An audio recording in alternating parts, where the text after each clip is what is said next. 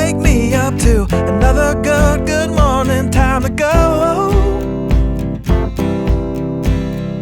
Got that smile upon my face, 'cause there's excitement. So many questions to ask you. We'll let the folks that are hopping on just kind of let them know. My name's Denise Keniston, and from time to time I write restaurant profiles for the Somerville Times, which is a independent newspaper in Somerville where Taco Party is located. So it was on September 9th when we first met, and I did that profile, Keith. So, you were kind of, things had been relaxed a little bit, and then things got pretty bad again, pretty intense. So why don't we I want to ask you a bunch of things about what's going on at the restaurant, but maybe you could just fill us in today in terms of CDC guidelines, mask guidelines, Somerville guidelines, and what that might mean, in terms of people coming into the restaurant. Maybe you could just get us current for what's happening for you. Yeah, we're still doing what we've been doing the whole time, requiring masks, no more than 2 people in the shop at the same time. Nothing's changed aside from having the outdoor seating. But things are probably going to change quite a bit soon. But to be honest, we're kind of taken by surprise by it. So we're not really sure exactly what it's going to look like yet. Well, we know that the CDC has said that, no more masks. So, and I think it was on the 29th, which is just before Memorial Day, which is what the state of Mass is saying, is that they're going to be going in lockstep with the CDC. Right. But still, you're playing it a little bit cautious because it is kind of hard to figure out. Plus, you have that extra layer of the city of Somerville, whose mayor has been weeks behind even what the CDC and the governor has said. So is that kind of your position at this point? You're just playing it safe? Well, Somerville is actually going along with the state this time. So, okay. Yeah, normally Somerville would kind of take a little more time, which is understandable. But they've come out and said that they're going with the same schedule. So the pressure's on to come up with a new plan. Before we did our renovations, I had a whole plan for what the new taco party would look like. Mm-hmm. And then the pandemic hit, and I've, honest to God, forgot everything that I had worked out for how the rhythm would go, and just everything. We went into pandemic mode and altered everything to serve that situation. Mm-hmm. And that's where we've been for the past year. So I'm really just trying to remember what my original plan was, and then how we're now going to adapt that to this new scenario. But, all along we've been, saying we're going to follow the science and do the right thing. And now the science is saying that it's okay to go unmasked. So, I think we're going to continue to trust that and adapt to that and basically look like a real restaurant again. So just how quickly we do that is the question, because that you can't just flip a switch and be good to go. There's we've been operating with a smaller staff, mm-hmm. shorter hours, mm-hmm. so you can't just change all that stuff. It's pretty much impossible to hire people right now. So we're gonna work with the amazing crew that we've had this whole time, that I have tremendous faith in, as far as adapting and rolling with the punches. So that's pretty much what it looks like right now. When I did the profile for the Somerville Times, you had planned on doing this, I guess, taken over the space next door, and you had some booths there.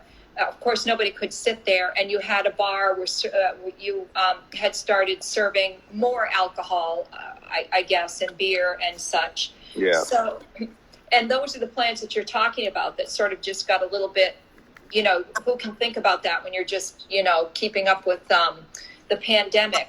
But that is still a thing, right? I mean, that's really what your big plan was. Could you tell us a little bit about the expansion and such, as you can remember it? Yeah, Before we were operating with a very small footprint. We had three 4-seater tables and some counter space. So the plan was to take over the space next door, add more seating, and add a bar so we could have alcohol sales, all of which would, increase our bottom line, could pay our staff more, and really, start to take it to the next level. Right. So taking it to the next level is what we're gonna try to do.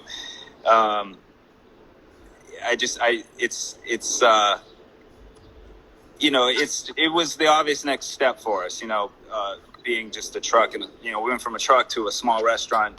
Now we're trying to go from a small restaurant to a slightly bigger restaurant and integrate the truck back in there again at some point soon. But that's a whole another giant question mark, Right. Well, let's get down to the yummy food. For the folks that are joining us today, tell us a little bit about your menu, some of your tried and true, some of the fan favorites. Just tell us about your menu in general. Yeah, it's vegan tacos, and it's a very small menu. We've 6 tacos, which there's some mainstays that'll never go anywhere. The crispy fried tofu taco is literally the very first taco that I came up with when I hatched the idea for the food truck, and almost every single day since the first day we opened, it's been the top seller. It's definitely the favorite. So that one Delicious. is never going anywhere. And then, we have chorizo seitan, which, sometimes people will come in and they'll say, well, I'm not vegan or vegetarian, but, I'm trying this plant-based thing or whatever. So we'll usually offer them that one because it's the most meat-like taco. Seitan is the old school vegan meat analog. It's like super old school. So that's before all this like pea protein and fancy lab stuff started, seitan was the meatiest you were going to get. So that's like the second top one. And there's a few other ones we change around from time to time, seasonal stuff like sweet potato, a couple sides, chips, pinot dip, rice, beans. We when we opened the brick and mortar, we added tortas and some salads, but I like to keep the menu small just so we can really stay focused on doing a few things super good instead of a lot of things not super good. So good. And then having alcohol and being able to offer beer and cocktails is just a great compliment to that. Somebody here is asking you to bring back the Hangover Taco again. What's in the Hangover Taco? Yeah, the Hangover Taco was a concoction dreamed up by our old Auntie Fanny, who was our old nighttime kitchen manager. She unfortunately has moved on to Littleburg. She's been stolen from me by Graham at Littleburg. So. That's right. They just opened, right? They're opening a brick and mortar soon. Yeah. So, but they've been doing meal delivery for a while and different pop-ups and stuff. So that was her baby. I honestly can't even remember how to make it. I'll text her though and see if she'll give me permission to bring it back though. Okay, because there's some people there who are interested in having it. So yeah, it was like a kitchen sink type of taco. Right. Yeah. Tell us a little bit about the cocktails, because that's something you started to serve during the pandemic, right? That's when you opened up the bar. And how did that go? And you were delivering, or people could come by? I can't exactly remember how you were handling the cocktails. Yeah, well, we got the okay to go ahead and do takeout cocktails and beer to go. So that's mainly that's what it's been. And we've started again super small, same as with the food menu. We just had 4 cocktails: margarita, spicy margarita, Paloma, and a boozy horchata, which is our horchata that we make in house with oat milk with some rum added to it. And then we kind of scaled back just to the 3 during the wintertime because we weren't really selling. we're selling mostly the margaritas, so we've really just been selling those. It's not a very huge cocktail list, so Right. that's and if people chose to eat out on the patio, we can make them a nice margarita in an actual glass to have. But otherwise, they're just going in these little plastic bottles, which may or may not be ending on June 15th when they lift the state of emergency, because that was part of it. So we might be losing the to-go cocktails. Who knows? We have to wait and see. I guess that might go away, but it's fine. If we then now have the ability to seat people inside and serve them cocktails, that hopefully will make up for the lost to-go cocktail sales. Are you doing seating outside right now? Yeah. We have a little patio set up that is 12 seats, 3 tables, and that was another pandemic-related thing that the city let us do. So it remains to be seen if that's gonna stick around. I know a lot of restaurants spend a lot of money on these kind of elaborate patio setups, so it would be a real bummer to see them get yanked out from underneath us. So we'll see what happens with that too. For now, hopefully we can keep it. If it goes away, we still have a license to have a couple small tables outside, but hopefully they let us keep the expanded patio.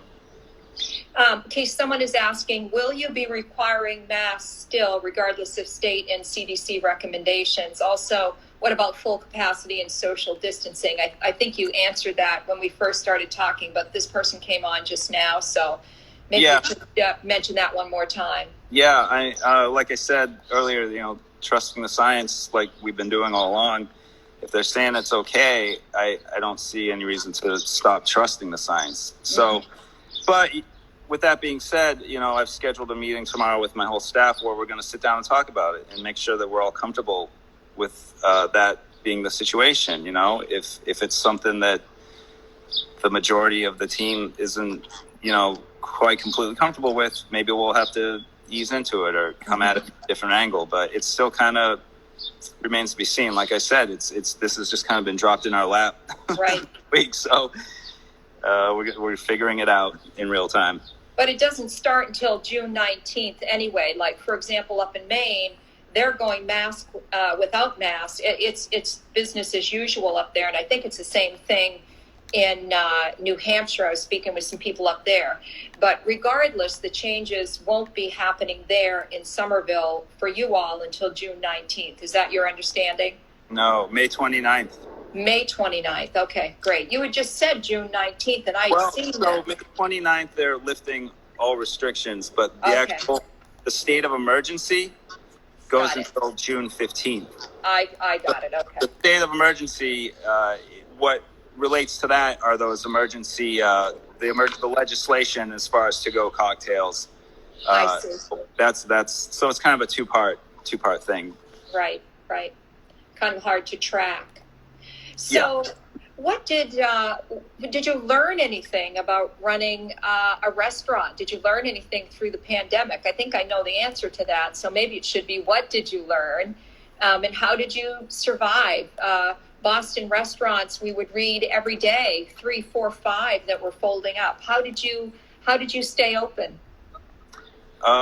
We like I said, we reduced our hours, reduced staff, and then we basically just we're grinding it out the whole time. It's when we first reopened, it was very brisk. I have to say, a lot of our regulars that came before the pandemic continued to come, after we reopened during the pandemic. So the local support in Somerville, and people coming from Medford or any other towns nearby, it's just been amazing. Everyone is so awesome. We have people that come every day, and that's really kept us afloat. But honestly, without the PPP loans, it would have been a lot harder, and we might not have made it. Those loans were very, very very useful in helping to pay the staff and just keeping the lights on.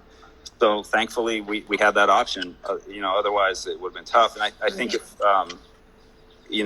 we weren't already doing mostly takeout before, that also would have been difficult. But I hate to use the word pivot because it's been overused over the past year, but it wasn't such a hard pivot for us to just keep doing more takeout, so but the truck is a major part of our business too. So losing the daily truck sales and all of our catering and the weddings all got postponed and rescheduled, that was a major blow too. So yeah, it's been rough, but there's a feeling in the air like it's going to be we're coming out of it. So it's a good optimistic feeling. So are you still planning on rolling the truck out at some point? I know there's a lot on your plate at this point, but yeah. Well, like I said, staffing is something that might not improve anytime soon. So we have existing events that have been postponed that we existing commitments we're going to have to fill. But as far as like doing the daily thing, I don't think that's going to happen this year, probably because, even if people go back into their office space, the office, I just don't think, I don't know. I mean, I just don't know if it's going to be worth it. So we're going to just stick to catering this year with the truck. And then maybe in 2022, we'll get back to the normal daily grind. But, it's fine. Like, it's just, there's so much going on that I'm okay with keeping the truck on ice for a little bit and just getting the restaurant back operating smoothly, and then maybe refocusing on truck stuff, daily truck stuff. Maybe we could talk a little bit about the, again, overused, but plant-based movement in food. And when I did the profile piece, we were talking about it then, and how through the pandemic, people have become more conscious eating plant-based and vegan, which might have been by some considered to be a trend, certainly is here to stay. So you were kind of on the out front on that. What do you think is going to be happening with the plant-based restaurants, takeout, so on and so forth? What do you think about what's happening with it now? There's other players involved, and what do you think the future is? I think the future is awesome for plant-based. It's insane. I think you're going to see a lot more plant-based restaurants. I think you're going to see a lot more restaurants adding more plant-based items to their menu. There's clearly, since we opened the restaurant in 2015, I've seen such a change. And then when we opened the truck in 2013, people thought I was nuts. And they're like, okay, well, you're going to eventually add meat, right? I'm like, no, that's not how it works. Not going to do it. So yeah, it's amazing that it's catching on. I think social media has a lot to do with that. I think there's a lot of amazing documentaries showing what's really going on in the meat industry and how bad it is for the planet. And, it's just that one of the best restaurants in the world, definitely one of the best in America, 11 Madison Park, just announced that when they reopen, they're going to be a plant-based restaurant. I mean, I saw that. Completely mind-blowing. And I think it's, something, I think that says a lot about where the movement is. And it's just unbelievable to me. And I think for myself and a lot of other old vegans and vegetarians, it's mind-blowing. Just, it used to be really difficult to go find a place to eat, and now it's just everywhere. It's so easy to eat this way, and it's only going to get easier. And I really am hopeful for it to just continue gaining steam. I would love to see factory farming completely disappear. I think in the future that would really make life for everyone a little bit easier. Soy Much Better says, can't wait to sit in that bar. And hi, hellos. Will Taco Party ever make a Stromboli? I don't think so. I think I'm just gonna. Oh, probably not. Probably not. Just having a joke with you there. But yeah, let's talk a little bit about factory farming. You just mentioned that it's, I would wager that the average person who goes to the grocery store, eats meat, chicken, etc., doesn't really know about factory farming. Maybe you could just sort of tell us a little bit about it, not that you're necessarily an expert per se, but it is something that you brought up, and I think it's worth discussing. What do you think about it in general? Oh, it's awful. Yeah, I'm not an expert. I've only the same documentaries that everyone else has seen, but it's the way that these living beings are treated and just put through this assembly line or disassembly line to end up on someone's plate it's horrifying. And what it takes to do it on such a large scale is just devastating to the environment. You just look at how much of the Amazon is getting chopped down so they can graze cattle. I've seen it myself in parts of Mexico where you'll be on a tour, like a bird watching tour or something. They'll be like, yeah, this used to be a great place to see birds, but they hacked everything down and here's a bunch of cattle, and because people got to have their meat, and that's right. I think that it's at some point it's going to be viewed as this really kind of like gross luxury item, almost like fur is coming to be viewed as, where it's just an unnecessary indulgence. And this whole lab grown meat thing it's not for me. But I understand it, and I understand why it needs to become a thing. But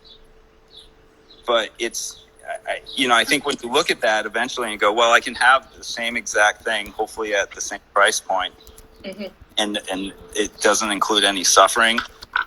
Right. Another species. I think it's a no-brainer. It's silly to take the road where there's suffering and not to mention the antibiotic resistance that's coming out of it with all the antibiotics that they're putting in the food. It's just a super dead end path to keep going this way. And with that being said, I don't think there's much of an argument for like the grass-fed movement or anything either, because it all takes land, and you still have a bunch of people wanting meat. You're not going to feed billions of people with grass-fed. There's just not enough land and not enough water. So I think these innovations, as far as the lab-grown meat goes, and with the Beyond and Impossible and the P-Pro, it's really what it's going to take to turn some people around on this, I think. And the taste is there, it really comes down to taste and value, and that's what I think these companies are really, really striving for. So, it's the better option in my opinion. It's the better choice, and why not take the more humane choice? Always.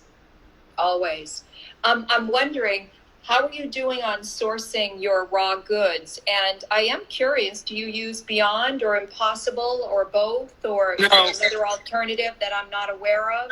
No, we make everything in-house. Impossible has sent us some stuff in the past just to play around with, so we've kind of run a special here or there, but it's not something that we're ever going to do regularly. Nothing against that stuff, but I prefer to make everything from scratch in-house, and I still love tofu and seitan, and then just doing stuff with straight up vegetables. We have potato tacos and like I said, sweet potato and lentils, and I think with the real basic stuff you can do so much. So all that Beyond Impossible, all that stuff's cool. I know there's a lot of like burger places now popping up that are based, strictly using that stuff, and that's great. But it's not something that we're gonna do. I guess I'm just like too set in my old school vegan ways. I still like, if I'm not at work, at home, I'm usually just eating. My wife and I will just make tofu and rice and some steamed vegetables. It's the most boring thing ever, but like, we still love it. It's our favorite thing. Right. Are you finding any pricing increases in your vegetables, your supply line? How did that work out for you? Oh yeah, prices are going up on everything, but right now it's most noticeable in like gloves. You know, we obviously wear gloves when we do everything. Just final disposable gloves. It's one of the things that sucks about this business, but you know, you go through a ton of gloves, and the price on those has more than doubled. It's like triple what it was pre-pandemic, and it stayed there. You know, compostable takeout stuff is super expensive, but you know, we use it because we feel like it's a better option. You know, the plastic's not going to break down, but at least the compostable stuff will eventually break down. So, you know, we choose to use that stuff, and it's not cheap. So that's why the prices kind of got to go up. Maybe even a little more than where they're at now eventually, if they stay this way. But, you know, and there's a lot of just the takeout stuff in general, you know, like everyone's doing it right now. So it's been hard to get just bags, just paper bags even, you know. So there's been more disruption and kind of that dry goods side of it than the actual food. But, you know, everything fluctuates. Avocados are super up and down depending on what's going on in the region they're grown in. Limes, same thing. You know, it's always fluctuating, and sometimes it fluctuates wildly. But, you know, we're you know, rolling with punches, you know. So that hasn't really affected your pricing? I think these things are all over my yard right now. Sorry. Are they falling in your lap and on your face? Yeah, they're just coming out of the tree directly into my hammock here. Yeah. So you haven't raised your prices, though, really. I think you raised your taco price maybe 3 cents or something like that last time I knew. Your pricing is pretty consistent still? Yeah, it's hard to charge more than, say, $5 for a taco, you know? Right. We've been keeping them around $4 for a while now. You know, we had a mushroom special we ran recently that had to go up to $5 because mushrooms were pretty expensive. But, you know, that's what I'm hoping with the bar and everything. Some of that, you know, some of the good margins you can get on alcohol sales will wash over into, you know, the costs for the food that is ever increasing. So, yeah, I know prices are, it's funny because some people think, you know, we have bougie $4 tacos, you know, they're just like, oh, it's vegan and it's overpriced, and, you know, but it's really, we're really on par with any other taco spot. And it's not, believe me, there's not a huge profit margin on those tacos. But, you know, it's hard to really get above that price point for a taco. You know, people don't want to pay that much for a taco, unfortunately. But we're using good ingredients, and we're making stuff from scratch. And, you know, I don't know, I can't corner everyone and tell them that. And I kind of tire of the buzzwords like, you know, what's the one, chef driven, or, you know, all that kind of local, organic, you know, all the buzzwords that every restaurant use. I just don't, I'm not into using that stuff. I think it's all just kind of like,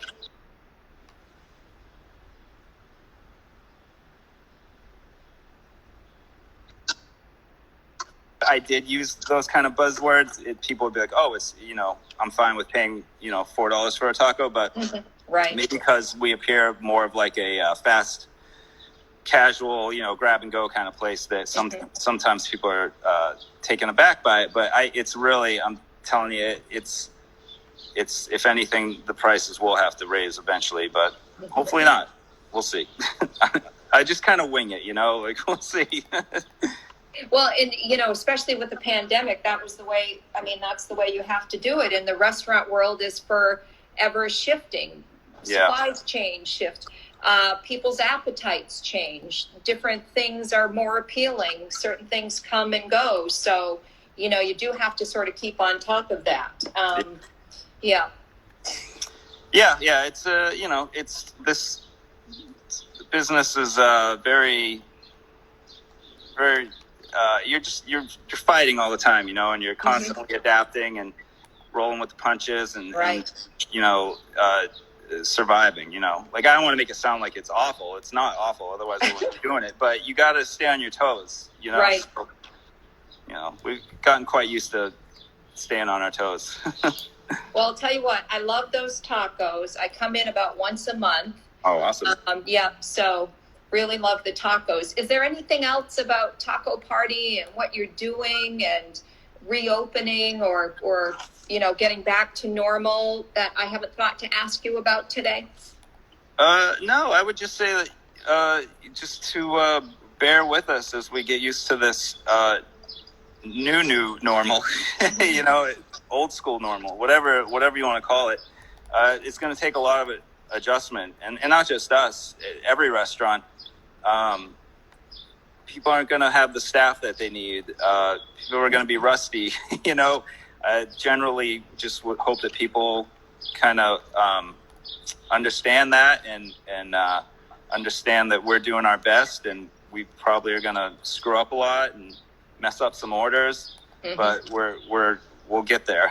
So yeah, just patience, and it's been really a real positive experience the past year just to see like all the support, not just for us, but all the restaurants. It's really been really great to see people come out and show support.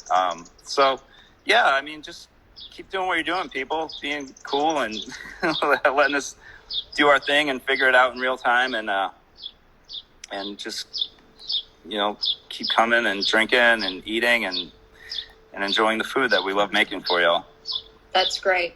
All right, Keith. Well, I know you're probably trying to relax after working a long day, so it was really, really good to catch up with you. Yeah, if anyone wants to know what the original article was, it's the Somerville Times. Yeah. You can search it on the website. That was kind of fun. Nice to meet everybody. Yeah. The little boy that was, that goes almost every day with his mom. Oscar. Yeah. Oscar. Yeah, they're the best. Yeah, they're like top number one, like every day, super regular, awesome. Yeah, they're the best. So he's basically been raised on Taco Party thus far. That's what she said. God, he was adorable. That picture that we took where he's just jamming his face. Yeah. I can't remember exactly what he was eating, but it really just said it all. The picture says it all. Yeah, he slays tortas daily. That's right. That's what it was. Yes. Yeah. That's great. Well, super nice talking to you, and I really appreciate you taking the time. Yeah, of course. With the Somerville Times and myself, I'm a supporter of restaurants. So any kind of visibility that we could give and to help out, that's really sort of what we're up to. So you enjoy that hammock and your backyard or somebody's backyard, and we'll be in to see you soon. Okay, Keith? Signing off from the jungle of Quincy. Thank you. That's right. All righty. See you.